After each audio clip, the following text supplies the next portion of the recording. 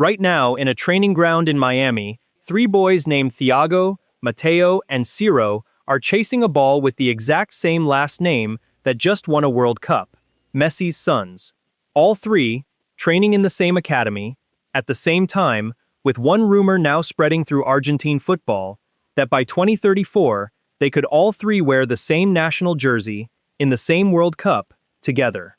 It sounds like a fairy tale. It might actually be math. Here's the part most fans don't want to admit. Football only hands the world 2 or 3 names like this per generation, names that can silence a stadium before a ball is even touched. Pelé had it. Maradona had it for 20 years. Messi has it now.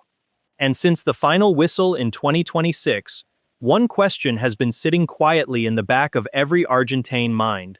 The kind of question nobody wants to ask directly. Was that the end? Was 2026 the last time we watch him lift that trophy? Do the math, and it doesn't get easier. In 2030, Messi turns 43. No player in the history of the sport has performed at his level, at that age. Not once, not close. On paper, the story is finished, closed, done. Except it might not be. Because right now, same city, same blood, same name, stitched across 3 different chests, a rumor is spreading through Argentine football that sounds almost too good to be true.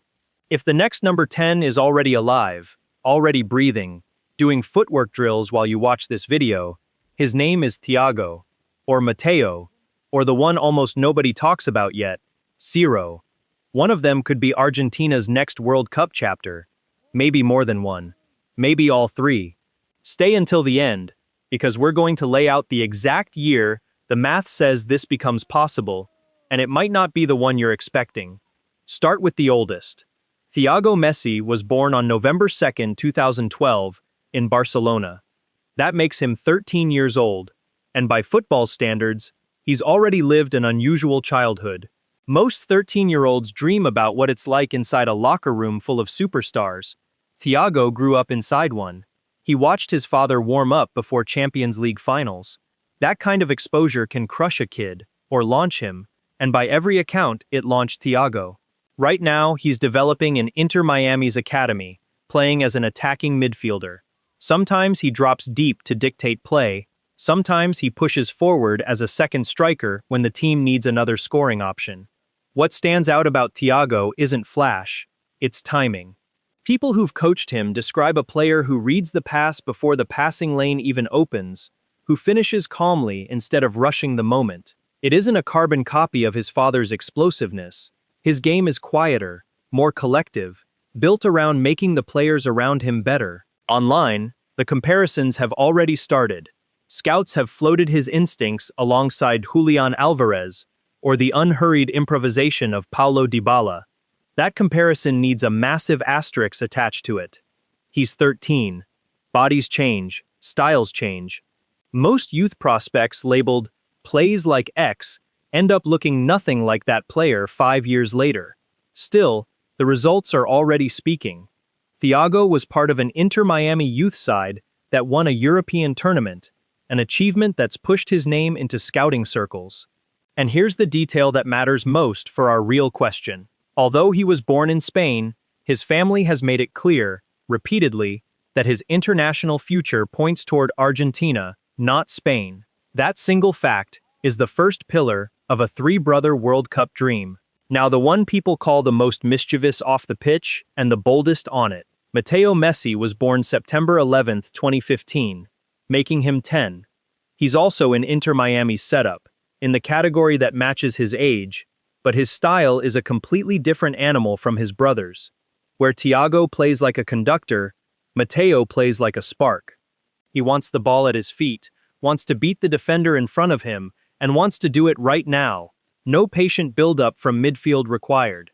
People who've watched his youth matches describe a kid who takes on defenders one-on-one without hesitation, who pushes forward even when the safe option is to play it back. It's raw. It's aggressive. It's exactly the kind of boldness clubs love to see at that age, because that confidence is nearly impossible to teach.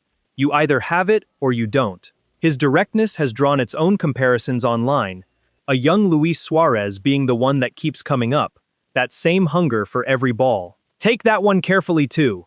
He's 10 years old, but the personality on display is unmistakable, and personality is usually the first clear signal in a young player, long before the technique catches up. If Thiago represents Messi's intelligence, Mateo right now represents Messi's hunger. Then there's the baby of the family, Ciro Messi, born March 10, 2018. He just turned 8. Ciro is the hardest of the three to evaluate, simply because he's barely started. He's in Inter Miami's youngest tier, still at the stage where football is about fun and repetition rather than tactics and positioning. Honestly, it would be irresponsible to predict his role right now. Attacking midfielder, winger, striker, nobody knows yet, probably not even Ciro himself. What we do have are glimpses. Family videos and academy clips show a kid who's clearly comfortable with the ball at his feet, who enjoys the game the way you'd expect from any son of Lionel Messi. But at 8 years old, comfort with a ball only tells you he grew up surrounded by one. It doesn't tell you what kind of player he'll become.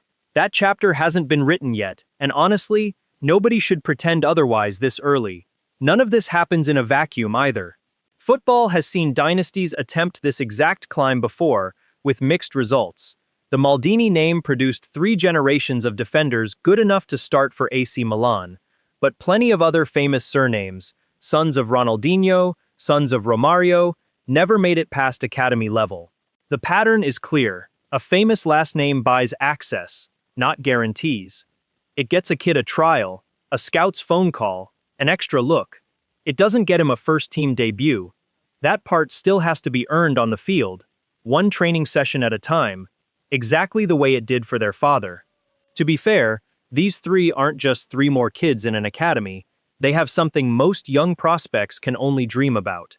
Elite training from early childhood, access to sports science most clubs on the planet still can't offer their first team, let alone their under-13s. And a father who has personally lived through and solved almost every problem modern football can throw at a player, from burnout to media pressure to the exact footwork that turns a good pass into a great one. That's a genuine head start. But head starts don't guarantee finish lines.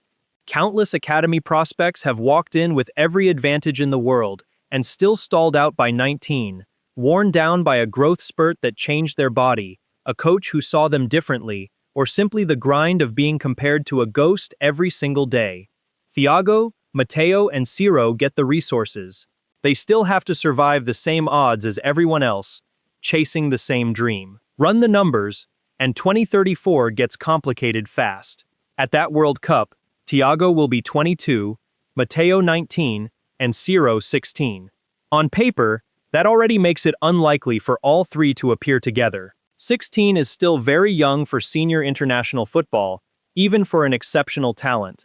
Realistically, if this dream comes true at all, 2034 is the miracle scenario, not the safe bet, the one where everything, injuries, form, playing time, breaks in the family's favor at once, which is exactly what makes it worth chasing.